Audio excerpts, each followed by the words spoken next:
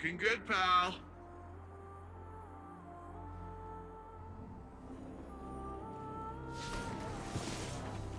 Oh, I wish the Thrillodrome was still running. I bet you'd love it.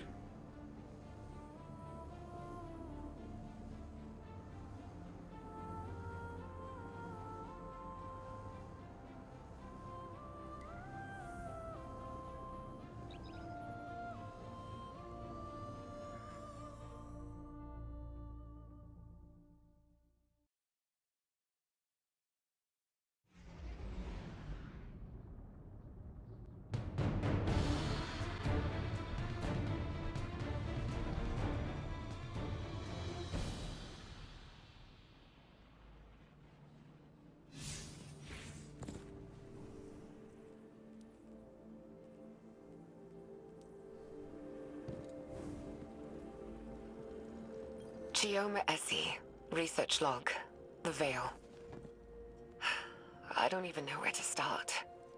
When we landed on Neptune, there was something waiting for us. An alien structure. It's an electromagnetic anomaly. No mass, but a tangible surface area. It's like a thesis statement to the von Neumann-Wigner hypothesis. It's definitely paracausal, like the Traveler. Maya calls it the Veil. She says she heard the name in a whisper when she looked at it. When I asked her who whispered, she said it was her own voice. I still haven't had time to process that. Everyone on the initial survey team died.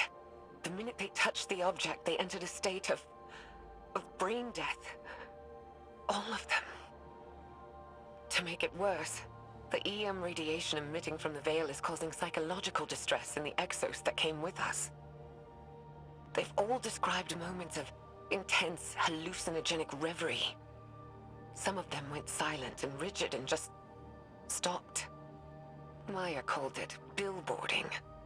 Something from the early days of Clovis Bray's Exomind project. She doesn't seem afraid or surprised. She's convinced this thing, in her own words, she says, it'll be our salvation. Fascinating. This corroborates what Nezarec said, that the Veil survived Savathun's escapade. This must have been the root of Savathun's betrayal, stalling the witness's plan to buy time to counter it. So, she stole the Veil from Nezarec? And killed him in doing so. It explains what happened to the Lunar Pyramid, why it's dormant. And what about the rest of this? What happened to the Exos? Is that what happened to all of them? I have some theories, but it's too early. Regardless, it sounds like the Veil had an ill effect on Dr. Sandaresh. We must be cautious. Hopefully the next log we decrypt will shed more light on this enigma.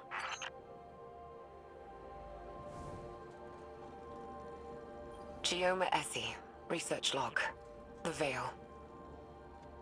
We shouldn't settle here. It's a mistake. But Maya is insistent that we have to build our long-term shelters near the Veil. We're almost done constructing an enclosure around it. Once the field emitters are up, we should at least be safe from its radiation. The Siva tech Maya had on the Exodus was a lifesaver. Not only for building the enclosure, but shelters, tools. We'd be dead without it.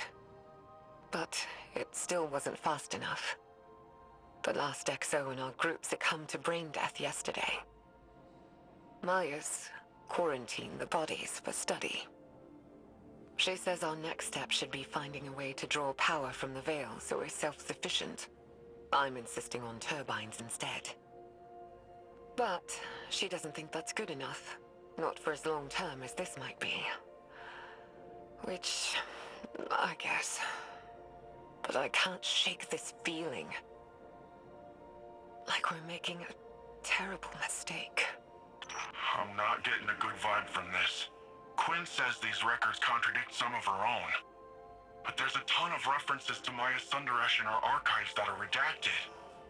I'm worried, Osiris.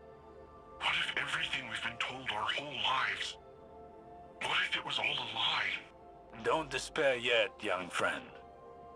The truth may be somewhere between these logs and what you've been told in the past.